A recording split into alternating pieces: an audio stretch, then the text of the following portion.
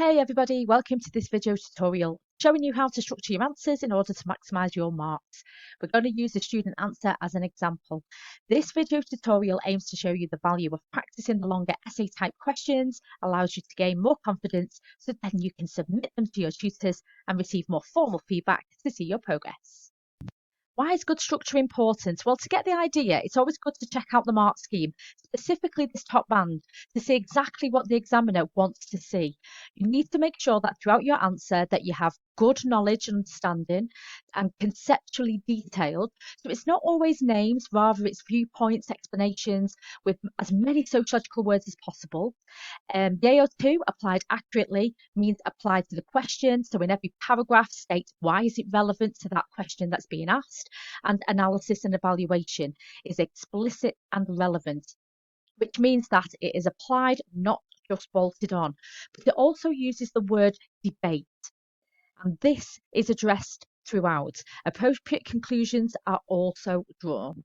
The best way to talk about an exam question and structure is to give a good working example. So I've chosen a 30 marker from paper 3, 2018.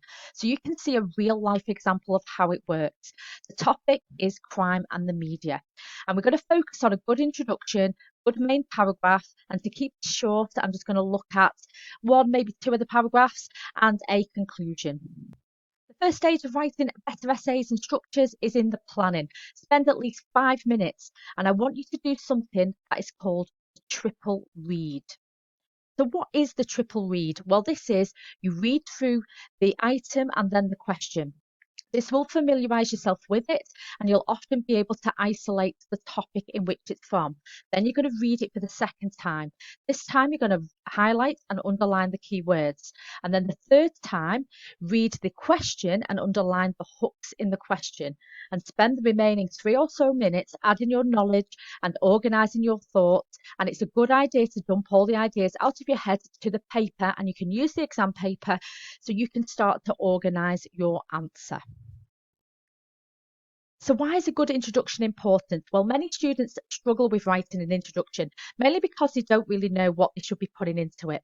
And secondly, students often miss out the first phase, which is planning the answer, getting the ideas down, doing that little bit of a spider diagram on the question paper before beginning to answer the question. So if you've already read, reread, highlighted, annotated and got some ideas to paper, you will have a fair idea about what the question is getting at. So actually in writing your introduction, you should be able to show the examiner A, what is the question getting at, and B, a brief structure, outline or map the reader is going to follow.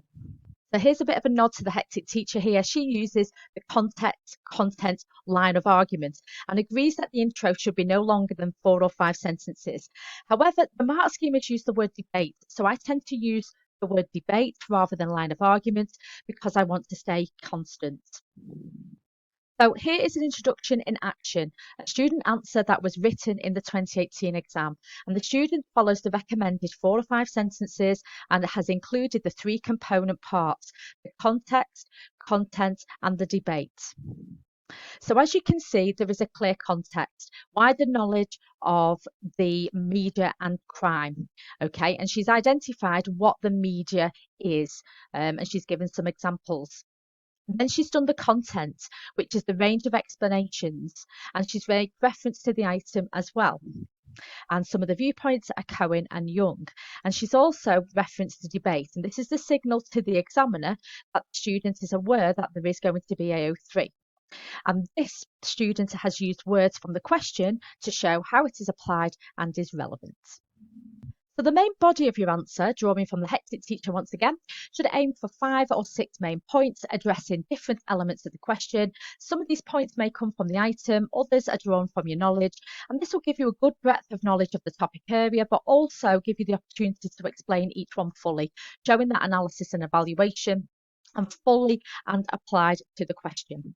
Remember, you only have 45 minutes to answer this question, and already nearly 10 minutes has probably passed already. So how do I recommend that you structure a paragraph? So here I'm drawing on a multitude of sources that I've acquired over the 12 years or so I've been teaching. Different teachers use different structures. I've come across PEC, PECWA, Peel, PEAE, etc. And again, the Hexit teacher does it quite well and is probably the closest to the one that I would use. And we are referring to it as the P structure. So what does it stand for? So you've got the P, which is the point, that is the link to the question. It could come from the item or your knowledge, and then you explain it. And this is where you are giving the detail from the point, and you're applying your knowledge of the studies, concepts, ideas, and viewpoints. And this will relate to AO1. The A is the AO2, and this is where you are applying it to the question. So you might want to use the wording of the question at this point. The C is, and the E is the AO3. So C is a solid explanation. You can offer some analysis by looking at it from a different angle. Would the explanation change? And the E is the evaluate. This is where you're challenging the view. Now, this is the part of the paragraph where you can give opposing views. Just make them relevant and avoid juxtaposition. And if you're unsure about what juxtaposition is, I do have a video on this, and you might want to check it out. The link is below. So let's explore the student paragraph in action. So to put it into context, this is not the first paragraph after the introduction. The student spent a little bit of time exploring the coverage of crime in a range of media outlets and the resulting increase of crime, which then could cause an increase in the fear of crime. So that was her first paragraph. And then the second paragraph was the sociological explanations of the role of news values, and she uses key terms such as sensationalization, dramatization, and other techniques employed by news outlets in order to sell papers or gain viewers. So this is actually the third main paragraph, and it continues by being really explicit to the question, sociological explanations of the relationship between crime and the media. And there's nothing wrong with using the wording of the question. Rather, it's really good to help you stay focused to what the question is asking.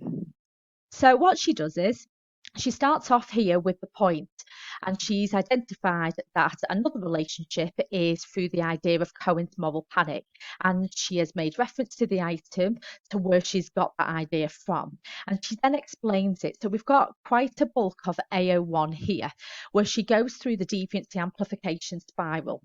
And she applies the example of the mods and the rockers and how the media influenced this deviance amplification, or it created more deviance through its reporting.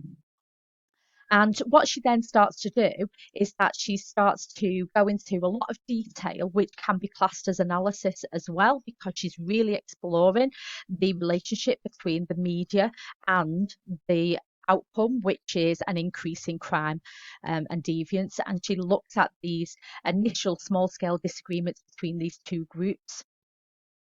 And then she's got this word here, similarly. The media's ability as a reach to wide audiences is important because it allowed this moral panic to spread. And this means that the media creates crime through their exaggerated views. And she concludes that paragraph there.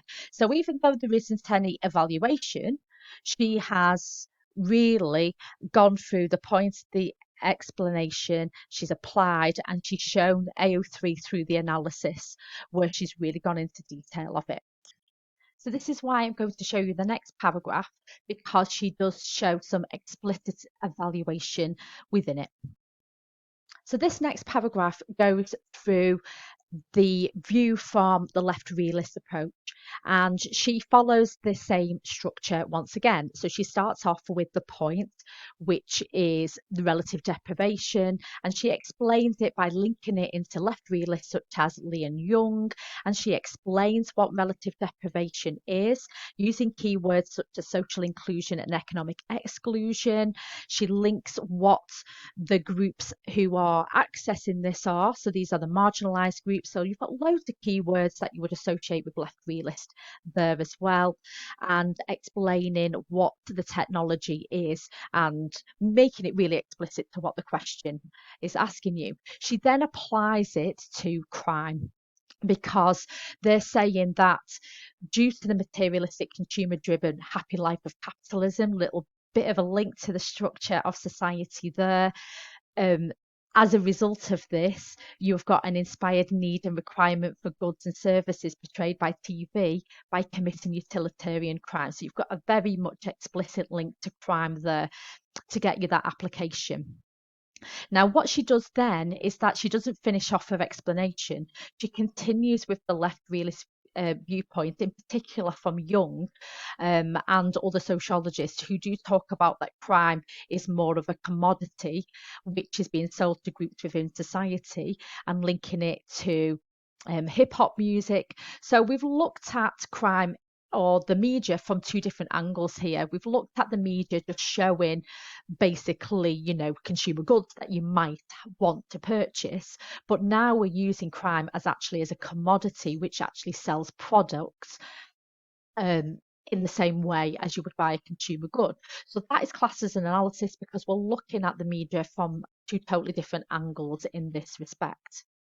And then here we've got this explicit evaluation, and she signals it by using the word however. And what she does is quite nice, is because she makes it really explicit to the point that she's just made. And she refers back here, explaining crime as being a commodity. Now we can see we've got this explanation about crime being a commodity there, and she's criticising that viewpoint. Okay, and we can see that it's clearly linked. The media is bought and sold has been criticised by those such as Arkela, who argue that this is a scapegoat. It's victim blaming, which it blames the marginalised social groups such as Black people within hip hop and grime music are blamed for the criminality of others. Okay, so we've got an explicit evaluation there. It's not just bolted on. It's not something that is very basic, like to evaluate, feminists would argue that it ignores patriarchy or something like that, which is very simplistic. It's applied. Okay.